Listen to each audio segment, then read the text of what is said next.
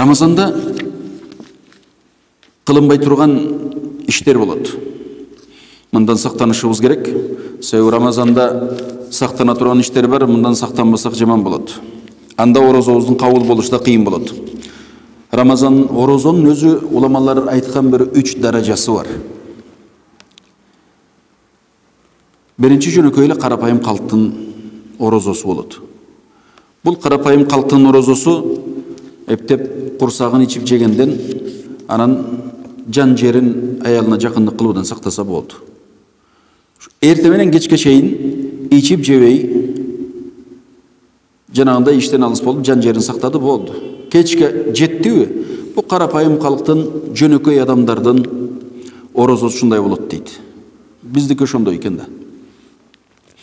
Андан кийинки карапайым калктын орозосунан кийинки орозо бул өзгөчө таквадар, билими бар, алым, таква адамдардын орозосу болот экен.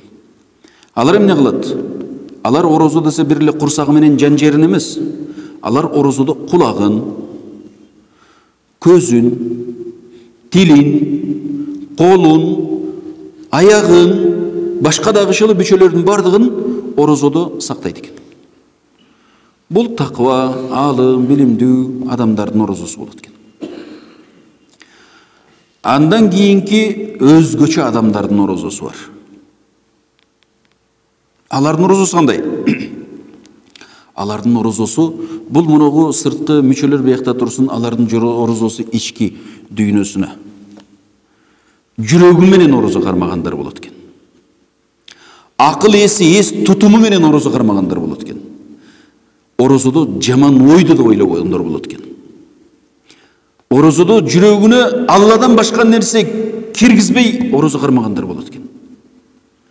Пайгамбарлардын, салих сулахалардын, шахид шухадалардын, сиддикындардын орозолор. Таквадар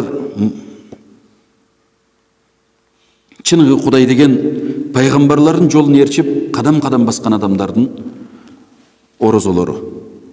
Алладан башканын бардыгынан тыйылган адамдар. Дүниөнүн пикирин да кылбай койгон адамдар бар экен. Алардын орозосу ооз ачканда ушундай ооз ачат экен. Демек, Алладан башканы ойлобостон ооз ачат экен. Алладан башкага кызыкпастан ооз ачат экен. Эгер дүниөнү ойлосо дейт, ушу орозосуна, динине, Аллага жакындарата турган дүниөнү ойлошу мүмкүн, андан ашыгын ойлобойт экен. Демек, орозодо ашыкча нерсенин бардыгын тыя турган орозо болот экен да алардыкы. Ашыкча ойлонбойт. Зарыл болгон, Аллага жакындата турган, орозосу кабыл боло тургандай нерселерди ойлойт.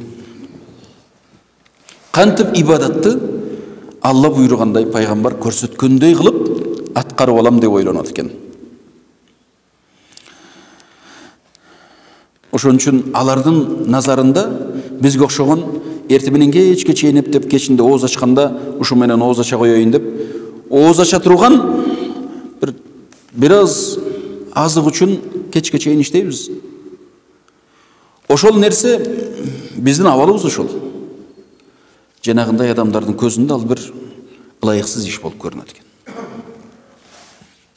Ошондой дагы орозо кармагандар болот экен. Кудайым ошондой орозо кармагандарга, мусулмандардын арасында ошондой орозо кармагандар Алайым көбөйсүн. Кудайым бизди ошондой бир жакшы орозо кармап, Кудай сүйгөн орозодо өзүбүздүгө бейишти сурап, тозоктон алыстатып, Алланы ыраазы кыла тургандай мусулмандардан болууга Кудайым товфик берсин барыбызга.